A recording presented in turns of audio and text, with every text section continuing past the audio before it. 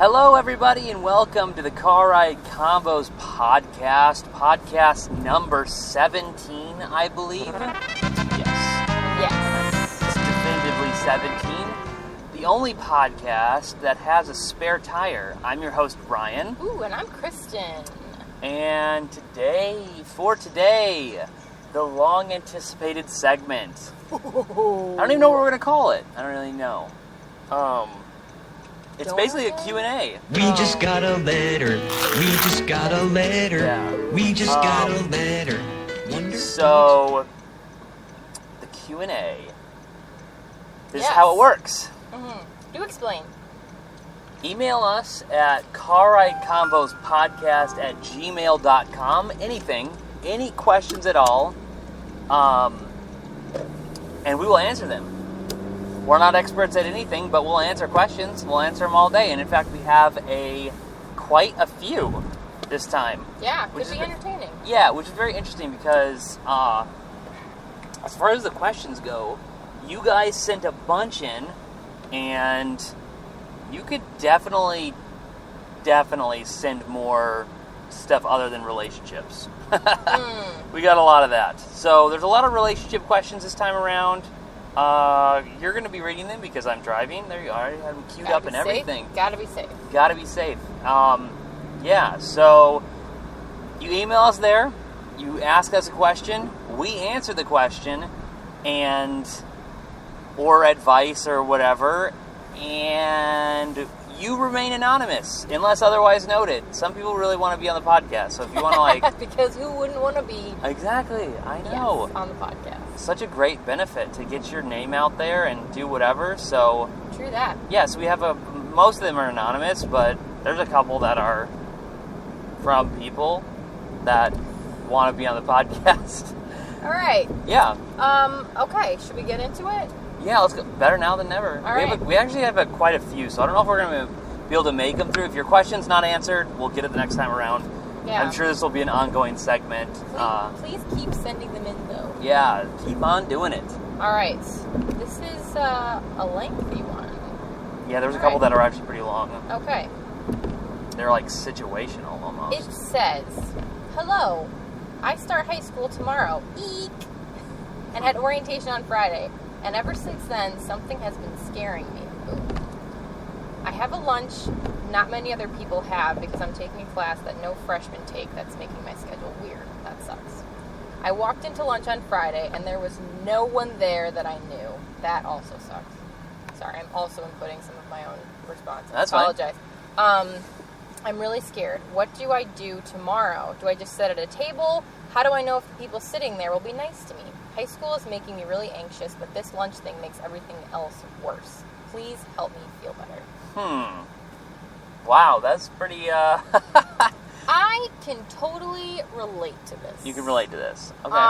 Not sure you've all seen our Grounded podcast, but we were both homeschooled, so you're probably like, "Kristen, what the heck are you talking about? You didn't go to real school. What do you care? Sitting at the kitchen table with your sister, why is that awkward?" Not what I'm talking about. We went to, for those of you who haven't watched that podcast, which you should, it's a good one. We went to like a co-op. So we went to a school once a week and took classes, and there was a lunchroom. And how many people do you think was involved? Like 200 something? I was going to say, yeah, 250 something ish. Yeah. So we did. We had a lunch hour, what have you, and trying to find people that you wanted to sit with, or if people had different lunch times, like it's kind of awkward, and you don't really want to be sitting at a table by yourself because then people either think like you're a weirdo or you look like you don't have any friends. Like you don't really want that to happen either. Yeah. God, high school is tough though, man. Yeah.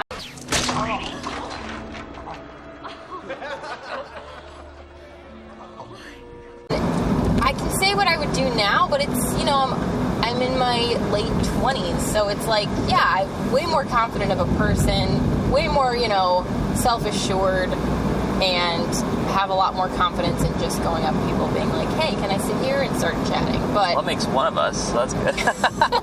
They ask you how you are, you just have to say say that you're fine when you're not really fine, but you just can't get into it because they would never understand? I don't know. I would definitely say, like, try not to stress about it too much. One thing that I wish I would kind of take away, and I'm sure this is so cliche, but one thing I wish that I kind of knew in high school and actually believed, high school is not a big deal. Nothing in high school is a big deal. As much as you think that it's a big deal at the time, it is not a big deal. Yeah. Like, your whole life seems to be high school. Like, that is the pinnacle of life. And it is not even the beginning of what being an adult or, like, the real world has to offer. So try not to stress too much about what happens in high school in general, and especially how people think of you, because, God, people after high school people who are cool are not cool later on, and people you think are losers become CEOs of companies and are worth millions of dollars. New face filters on Instagram today. I would say This is my favorite maybe one so if far. you're feeling brave, go up to tables of people that you don't know and just be friendly, and, you know, maybe work on some social interactions or kind of step outside your comfort zone. Like, it may be scary and people may give you weird looks, but hey, at least you tried. Like, these are all good skills to learn as early as you can. But also, maybe if you're not feeling brave, like, that's okay too. Like, just sit at a table by yourself, like maybe read a book, or, you know, just take a few minutes to kind of just sit and just think, or, you know, whatever. That's okay too. I would just, main takeaway I would say is try not to stress too much about it. There's plenty of things that I know are stressful in high school, you know, getting ready to go to college and, you know, ACTs, whatever, there's sports, like, there's a lot of stuff like that you have to worry about, and I would try not to stress too much about it. I don't know if that's good advice at all, but That's good advice. I thought it was good. I tried. I have a couple things. Shout out to our high school listening crew, I guess. That's crazy. I didn't know we were pretty big in the high school circles. I thought it was, you know, mostly college and adult age. But piggybacking off of what you said, of, like, high school not being that big of a deal, I feel like your entire life is kind of set up like that, where everybody's like, oh, dude, middle school, such a big deal. And you look back, you're like, not really. You go to high school, such a big deal. Not really. And then you go to college, and you're like, such a big deal. Not really. I mean, it's like, it's a succession of just, like, I would say disappointment. I mean, it's just like, it's just kind of like not that big of a deal. But I think the main thing to remember is that, one, your anxiety and your stress about these situations is quite literally your mind creating conspiracy theories about yourself. It's just not true. I mean, like, what you're doing is you're making up stuff that just isn't true, you know?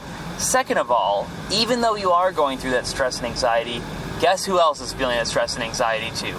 Literally everyone else that's around you. You're not the only one. You're not the only one. Even people that are sitting at tables are, you know, dealing with the same thing. You know? So it's just one of those things, you know? Good luck to you, and I hope this lunch break provides new opportunities for you to approach people. That sounds fun. Agreed. You got this. Yeah, you got this. You can do it. That's the thing. Just be like Mike, all right?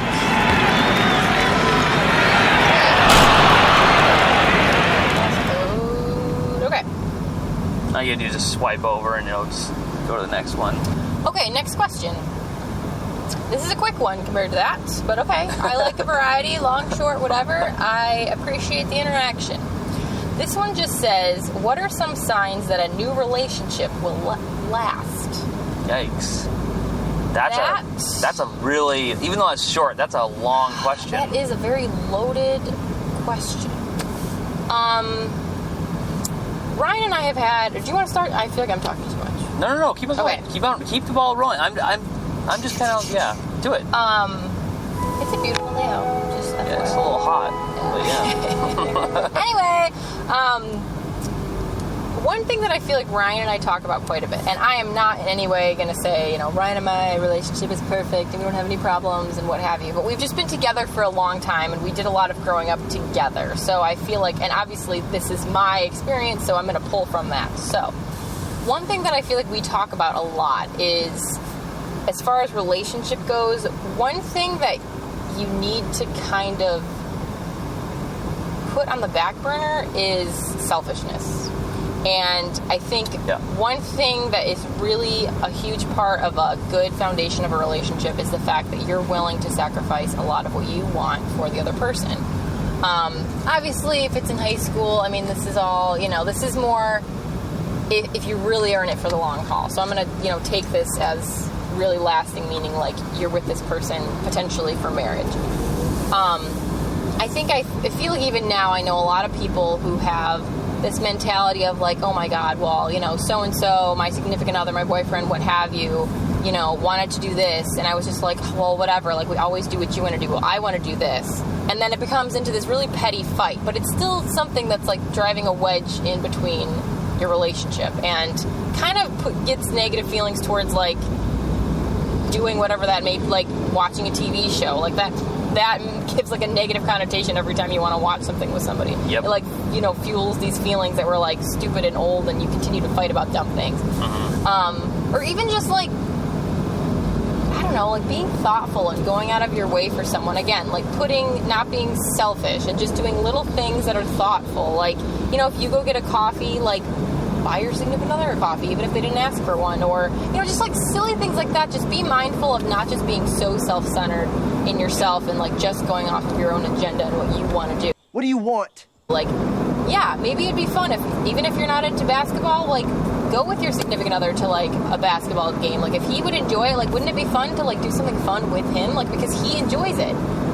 That's awesome. And it will mean the world to your significant other.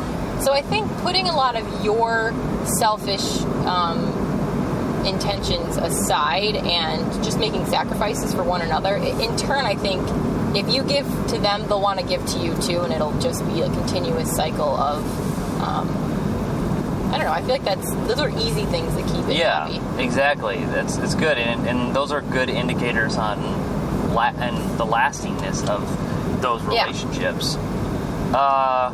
I would say, pay attention to your new significant others. Is that what your new boyfriend or girlfriend, whatever. Pay attention to their communication skills or their communication style or things like that. And even if they have poor communication skills, that doesn't mean the relationship isn't going to last. That just means that's something that they need to work on. Yeah. You need to, like, both of you need to work on, because Agreed. It's not just like you need to go fix yourself. No. It's both of you, because, Chris and I both have both really good communication styles, but they're different. And it's the compatibility isn't always there, and you need to understand like the flexibility of like how to work with that kind of stuff. Yeah.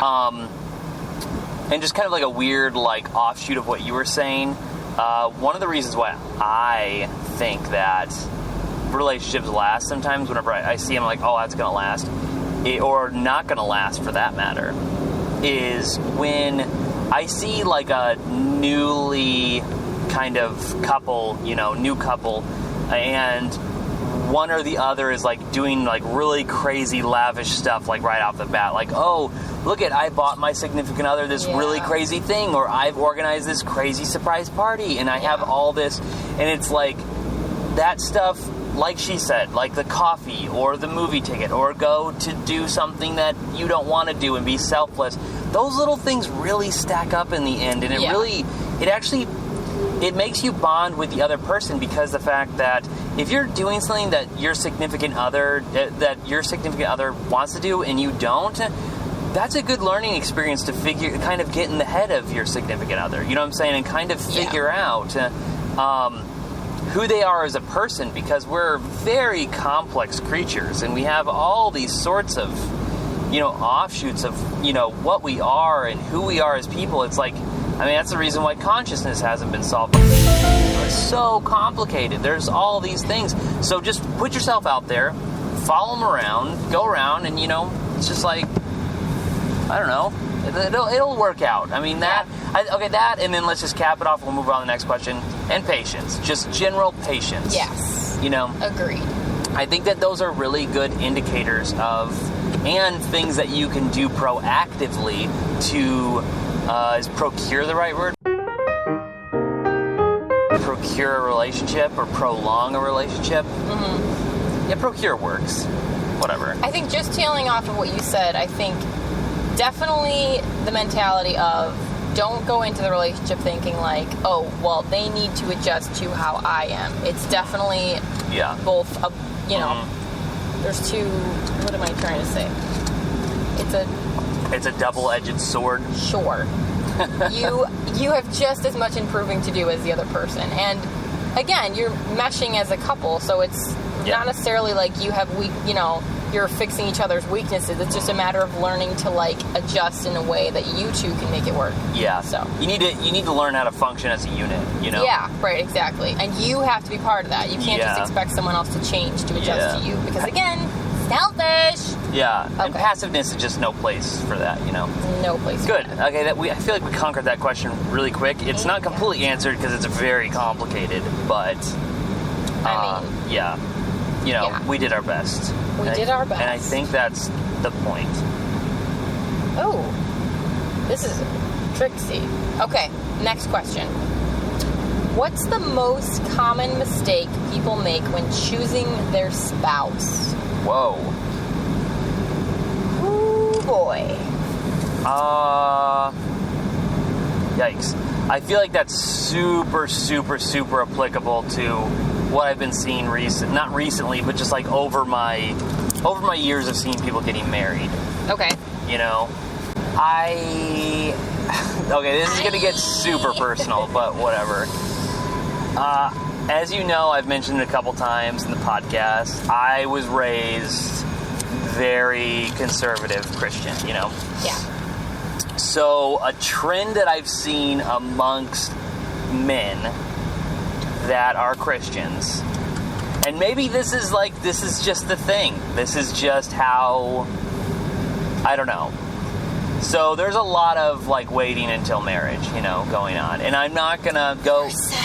All life is sex. Yeah. I'm not going to go into like, you know, what I think about that and, you know, whatever. That's not what this question's about. Yeah. But I did see a lot of guys getting married and doing it quickly. You know what I'm saying? Like getting married quickly, that I could clearly tell that there was like a physical reason. Dead ass. For it, you know? Yeah. To be put bluntly, they wanted to get laid. Damn, boy, he's thick. Boy, that's a thick-ass boy. Damn! And I'm still seeing it all the time. And it's one of those things where it's like, people, I don't know, there's a lot of people that kind of throw things out there and they say things like, oh, sex is so important in a relationship and stuff like that, and like, you know, being sexually compatible. No. If you're going into a relationship and you are both selfless and you're both like, you know, terraforming each other to one another, it'd be fine. Like, it's not even like, it's totally fine. But yeah, that's my one.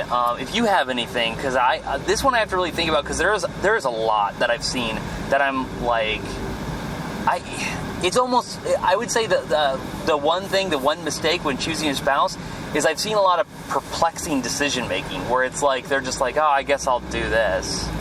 Why? Yeah, I think some of the things that I've seen, because unfortunately I actually know a lot of people that even at my age have been married, divorced, and are now married again, which I understand. I think, you know, there's a lot of, I mean, I don't want to put like a stamp on how long you have to be together before it's like the right time for you to get married, because obviously that depends on everyone. It depends on everyone. But I definitely think you should give it a decent go before you jump into spending the rest of your life. Yeah. Which I consider, this is just personal, obviously, I consider being married, like I want to be married to Ryan for the rest of my life. Like when I chose to marry someone, I wanted it to be forever. Yeah. Like I want this to work forever. Like that's what you know what I mean? I want a life partner. I don't know if everybody considers like marriage necessarily like, you know, a one and done type of thing. Yeah. I know obviously there's circumstances that, you know, you can't necessarily foresee before you start living with someone, or that you're, you know, really married to or whatever, and things happen. But I'm saying in the general population.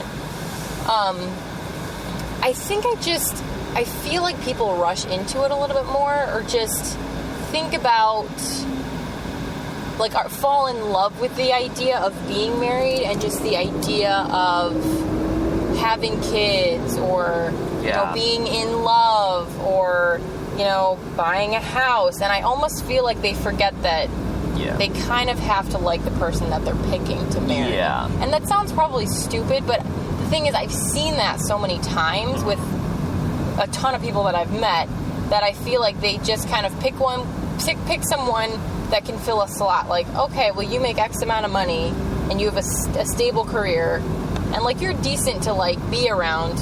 We're not entirely happy, but it's fine. You fill this one thing. Yes. And I don't know if that's what they think marriage is. Like, I mean, who am I to say what everybody categorizes marriage as? That's another huge topic of discussion. But it's been lost over the years. Yeah. But if your main goal is to be married and you want this marriage to last and you want to be happy, I don't think that's the way to go about it. I think to me, I feel like that'd be very weird to, like, live with someone that I don't enjoy being around, that I'm not best friends with. That's my, you know, prerogative as far as getting married. Like, I wanted to be around someone, or marry someone that I liked being around, that I wanted to hang out with, that we have fun together, someone that makes me laugh. Like, those are the things that I wanted in a marriage. Yeah. And I know that that's different for everyone, but I think it's just people. I think it's a lot of, like I said, a lot of falling in love with the idea of all these things, like this, you know, 3 kids and a husband and, you know, the white picket fence and, you know, the dog or whatever. I think they fall in love with this, like, perfect life and don't spend too much time worrying about, like, the person that they're actually going to be, like, sharing a bed with. Yeah, no, I agree. I mean, like, I guess I'm going to go off topic a little bit, but it's like, a lot of the reason, like, there's really no other reason that I married you other than the fact that, like, you're the one person where, in the littlest of times, we genuinely entertain each other. Mm-hmm. You know what I'm saying? Like, it's the whole situation. I don't know if you guys saw, like, our vlog when we were in Austin, but we went to this, bar called Easy Tiger, but initially the plan was we were going to go bar hop, right? Yeah. And so we were going to go to multiple bars that night. Well, 16 drinks later, and we're in the corner of this quiet bar, and we haven't even gone to another bar. We just went home from there, and it was almost like last call, you know? And we were just genuinely sitting there all night, just, like, talking to each other and just entertaining each other and just, like, kind of, like, going back and forth. And it's like, that is like the reason. Like, that is, like, 100%. Like, there's no other. We're just super good friends, which is crazy. Like, it's pretty wild. Like, I think that if you're not there yet in your marriage, I think that's something that you should really strive for, is to be, like, you know, I think so too. And as dumb as us to record our freaking conversations in our car. Dumb as us. We know we're dumb. We know we're dumb. Get it. We get it. But I think, I think that goes back to the whole selfishness thing. Like, I think you should want to go out of your way to be, like, to learn about your spouse. And I know that sounds, again, so petty, but I've seen it so many times. And these are people who've been married for 15, 20 years that you think that they would kind of know what they were doing. I don't think that's necessarily true. Yeah. Quantity does not equal quality. Yeah. And, I mean, just get to know your spouse. Like, ask them how their day is. Figure out what they're interested in. Yeah. Figure out what their hobbies are. Like, what are their likes, dislikes. Like, let them vent to you. Yeah, let them vent to you and genuinely be listening. Like, these are so simple, but I see it time and time again that people just don't, they just are too caught up in their own thing, or they don't care. Like, put some of your own selfish agenda aside and, like, actually invest in your relationship. Exactly.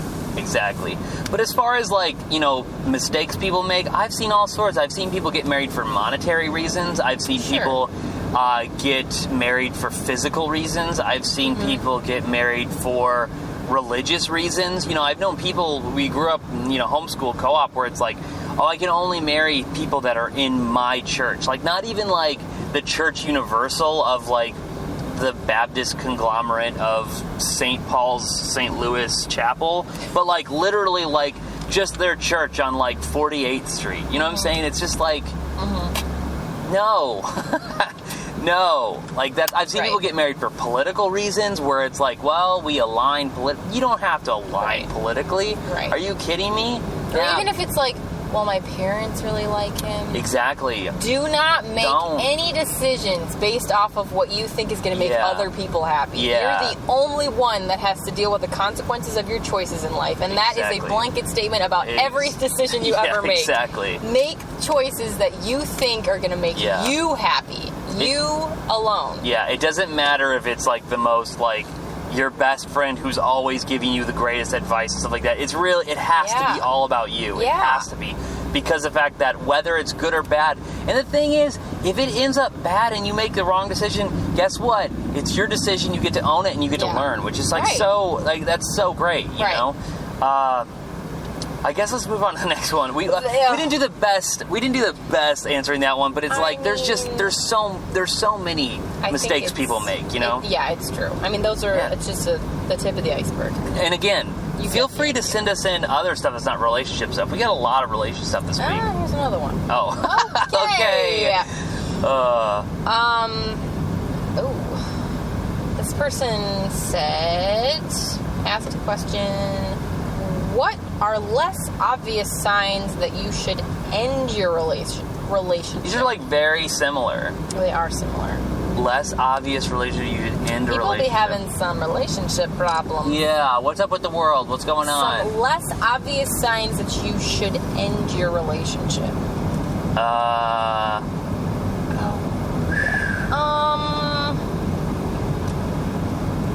I think going back to what if you just feel that your significant other is just genuinely uninterested in you, I was just gonna say that. like that's a good indicator that like you really find someone who has genuine interest in you as a person. Yeah. Like, I don't know, I did this dumb thing the other day. I think Kristen was brushing her teeth or something like that, and I came in and I was like with a knife. Came in with a knife and I said, hey, you see these like burrs, like these chunks taken out of the blade? Like, do you think I should like sharpen it down, or do you think I should just bluntly go down on the whetstone and just take it all the way down and resharpen it and stuff? And she genuinely just was like, I don't know what you're talking about. But like, I'm so fascinated in Kristen, I really want to know her advice to see if she has any sort of like other common sense that she can provide to the conversation of that. That's how crazy I am. I'm like, that's not crazy. I mean, I'm just genuinely interested in my wife in that way, you know? Yeah. That Also, scared me a little bit, but that's right. Also, any knife makers or anything like that, let me know what I should do, because I'm still trying to figure it out. Oh, gosh. But no, I think that's true. I think, and that's sometimes harder to see yourself than when you're kind of an outside party looking into a relationship. Mm-hmm. I feel like, there are times where I've seen where it's kind of obvious that one person is way more interested in the other person. I was just about to bring that situation. Yeah, totally. But totally. then that I feel like you can be totally infatuated, and I know love kind of blinds you a little bit. You have these fuzzy, pink glasses on, or whatever that saying is. Rose-colored, is that what it is? Rose-colored? Rose-colored, rose-covered, something like that, yeah. Whatever, you get it. Where you're kind of, so caught up in the moment and, your infatuation for someone that you just kind of, you'll try to hang on to these, like, few and far between moments of things that they do give you that kind of shows that they're interested in to keep you kind of, like, pulled in. Yeah. But on the general basis of every day, like, they make decisions that are selfish. They don't necessarily go out of their way to do things for you or hang out with you or make plans for you, or the effort they do put in is very minimal. It's hard to see, and it's difficult. But if you're listening right now and you don't know, go out and look for it. Like, look for the interest. Try to take a step back of your relationship and just really try to view it as an outside party, if possible. Yeah, I know that's possible. hard, Yeah. but It's especially difficult. if you are, if you think there may be that in your relationship, like, try to really take a step back and be like, okay, well, this happened and they reacted in this way. Is that normal? If I reacted in this way, is that normal? Like, it's kind of hard, but I definitely think that's one thing that's less obvious for sure, because I think it takes a little bit of digging deeper into a relationship. Yes. I think things that, and I don't want to say this in regards to like cheating per se, because I know a lot of people tie this to like, oh well, who are you going out with, or you know, what's her name, or whatever. Just I think, because I'm not one to be super like, I don't care what you do, like go have your own friends, like you deserve time away from me. But I think if they're making a lot of plans that don't involve you, like that kind of goes along with the whole like them not being interested in you. But I think that is for, I mean, I don't know, just everyday stuff even. Like, yeah, you have a date night once a week, but, you know, don't you guys want to hang out, like, at all, like, during the week? Like, go for a walk, go grocery shopping together, like, just, I don't know. Again, it's just that genuine interest, or just, like, giving a shit about the other person and how their day is and what's going on in their life, or whatever. Like, tell me about your bad day. Like, I want to know. Like, I don't know. Yeah. No, I completely agree. That was maybe a little repetitive, but... No, you're good. You're good. I thought there was a lot of solid information relayed there. Maybe. There's a lot of cops on the highway right now. I was going to say that. What is going on? We just passed like 5 or 6 cops, and there's been like 2 accidents. 2 separate cars are getting towed. Yeah, it's like breakdown day. So weird. Breakdown day? Mommy makeout day. Mommy makeout day. It's mommy makeout day. All right, should we move it along? Yeah. Okay.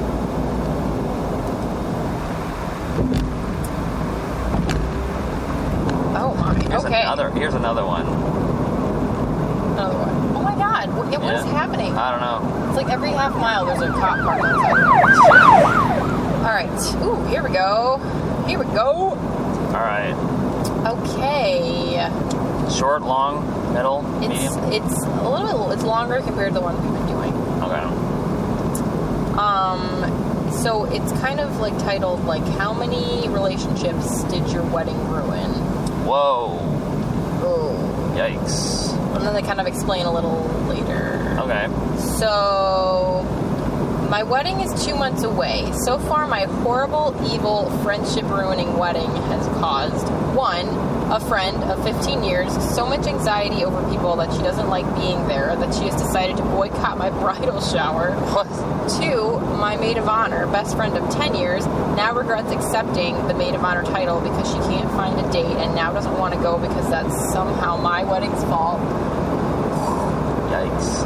3, my own mother is now calling me up daily to berate me for not canceling my wedding and going with a more expensive option out of my own pocket naturally, so more family from out of town can come. So I guess it's more of a tail end thing. Like, how many relationships did your wedding ruin? Wow. I didn't really have to, like, my wedding really didn't have to do that. Just like the... I had a very different experience. Yeah. First of all, let me preface this entire thing by saying, when you are planning a wedding, you are probably everybody is, guys and girls, way more dramatic than normal, okay? That being said, everything's heightened, okay? So, I can tell I'm assuming it's a her. Normally guys wouldn't, maid of honor, she said maid of honor. Okay. Yeah. So, I can tell by her language of just her getting, like, very ruffled by this whole thing. Yeah. You're being dramatic, but that does not stop the fact everyone else is too. Not as much as you, but there is some weird stuff that you find out when you get married. Like, just having a wedding. There's some weird stuff that you find out that I'm like, what? Yeah. Like, what? Like, what is this? What is this super weird tradition, and why are we still doing it? Like, what is this? Like, I gotta do this legally? Like, what in the world? Like, I just liked you, you know? So, I think one thing that really frustrated me for my wedding is that I was very irritated by how many people and how many things came up that people had their own idea and agenda of what they thought I should be doing. Yeah. And just kind of also assumed that I would go along with it. Yeah. If anybody knows me, you should know that I don't do anything unless I want to do it. Yeah. So my wedding was no exception. Yeah. Therefore, there was a lot of heated things going on in the background, and I'm not really going to get into who exactly it was. It was more than just one person. It was more than one person, Yeah, but there was I don't want to of get into details of who these people were. Let's name them. No. Let's name them and send the gazpacho. Definitely. Gazpacho. What? I think I was trying to say Gestapo, like, you know, like the Nazi, like, secret agents or whatever, and gazpacho, it's a cold soup. It's a cold Spanish gazpacho. Yes. Yeah. But, yes, I definitely had ruined relationships. Oh, yeah. Then I'm just going to leave it at that. But kind of tailing off of that, again, I do feel like weddings, especially if you're paying out of your own pocket. So I can kind of relate to this person. I did receive some money from my dad, so I can't relate. But he wasn't the problem at all. Say thank you. Thanks, Dad. Yeah, he was not causing any issues with my wedding. No. But, you know, the rest of the money, you know, came from me. So when I got input as far as like who should be there or what we should be doing or how the ceremony should go, I didn't feel obligated, nor did I want to do anything that other people were suggesting if I didn't want to, because I was the one paying for it. Yeah. Like, you want to give out this many more invitations, well, that's also going to cost me, you know, another $5,000 as far as feeding these people. If you're not willing to give me that money, then I'm not willing to dish it out either. Because I don't know these people. So, again, I think that I know that weddings can be stressful, and usually, I mean, thankfully I didn't have as much stress as I think a lot of other people have had. I've heard a lot of, like, crazy stories of, like, crazy mothers getting involved and having this whole, like, thing set up, like, you have to have it this way, or I'm not going, or, you know, I'm not providing money, or, like, really, really, like, threatening situations that are just scary. There's always tension, obviously, but again, this is your wedding. Like, make it the way you want it to be. I think some of the most stressful stuff is who you're inviting and how big or how small you kind of want to figure that out, and the wedding party, because it's either like, do I include 15 people or do I include like my family? And finding that happy medium can also be a little bit of a sticky situation, because obviously, you know, I shouldn't say obviously, some people have more than one best friend or whatever, and if you choose only one of them, or you're limiting yourself to like 4 bridesmaids or what have you, like that can get a little we spent a decent amount of money on our wedding. Definitely not the average amount of money, like nationally. Like nationally, the average is pretty high. It's pretty crazy. But it was definitely expensive. But I didn't regret any of it. I loved it. I spent the money that I wanted to. I paid the most for like a photographer, which I think is, I don't regret at all, because that's all you take away from the wedding is the photos. That should be priority numero uno, is get a good photographer. Because you're not going to remember much of the wedding anyway. So because I really don't. I mean, it goes by so fast. And we didn't have any drinks there or anything. I know. It's just a matter of being a whirlwind. You're talking to people. You're taking photos. You're cutting the cake. You're dancing. You're doing all these things. So it goes by really, really fast. I was definitely drinking whiskey though in a flask, definitely. But classy. Yeah, very classy. So yeah, I think it ruined some relationships, but for me, it was over such petty stuff that I don't feel like those relationships, it didn't hurt me really losing them, because I think they were over such stupid things, and a lot of them were very selfish matters on that other person's side, because it was my wedding. It was my wedding. So, you know, it happens, but if it's over something, I mean, these were, you know, people of 10, 15 years, but then again, these stories are really, I think, selfish also. You can't find a date, that's why you're freaking out about this. Okay, you need to pull your shit together and just suck it up. Go to a bar, find a guy, literally Craigslist, you know. Or just don't have a date. You don't need a date. No, you need a date. Go as a strong, independent woman. That's true. Rock that. Yeah, you don't have to bring someone to a wedding. I mean, actually, that's true. Some of the best characters I've met at weddings have been women who come by themselves. They're great. What is wrong with a solo lady? Like, I don't get it. I think that's amazing. I think there's more wrong with a solo guy, you know. I don't think there's anything wrong with being solo. No, where's the shame in that? Just there's no shame. I'm just celebrate your friend's happiness. Why is life so hard? Stop making life so hard. I know, it's so dumb. Yep. Anyway, conclusion. Weddings pull people apart sometimes. Yeah. And all I had to do, because of, if they're good, true friends, they'll come back to you. It's true. All I had to do was, since my,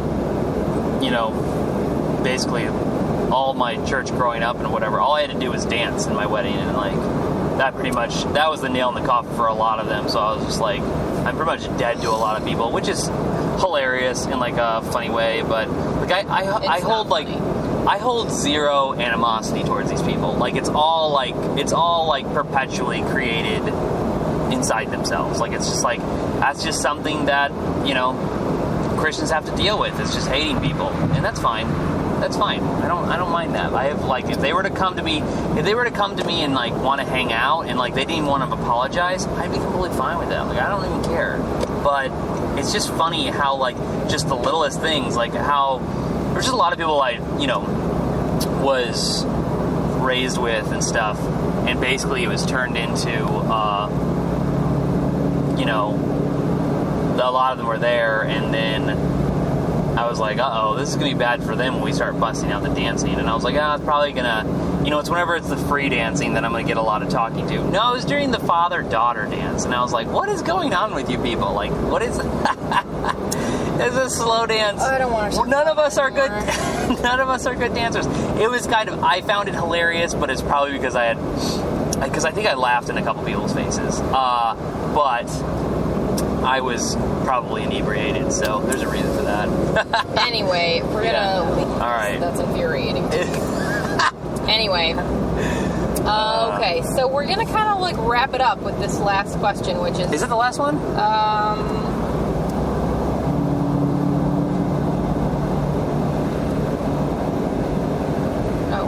I thought there was two more. Because I thought there was 7 or something. Okay, there's 2. All right. I lied. Okay. Let me pull myself together before I get into this. I'll submit it. Oh, that's fine. Do your thing. It's all good.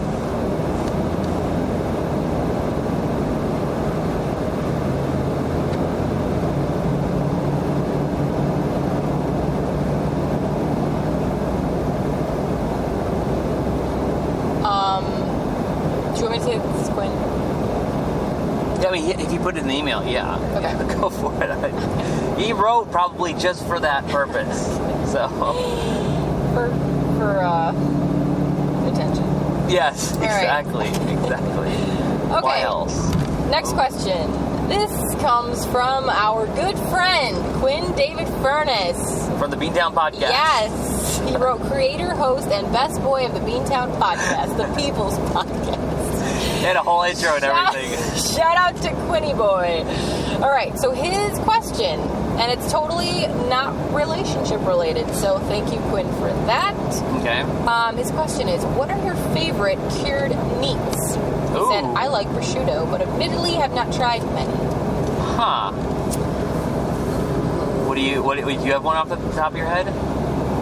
Because I have one that I'm thinking about right now. Go first. Speck. I love speck. It's really good. I don't even know what that is. It is... Oh, gross. Wow. Guy just smoked us. That was disgusting. Thanks a lot, man. It even smells bad. So, speck, I don't know if I could really explain it.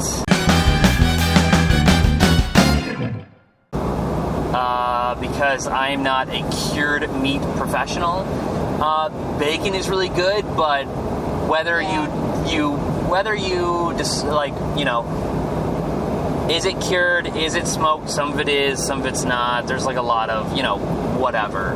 What else is considered cured?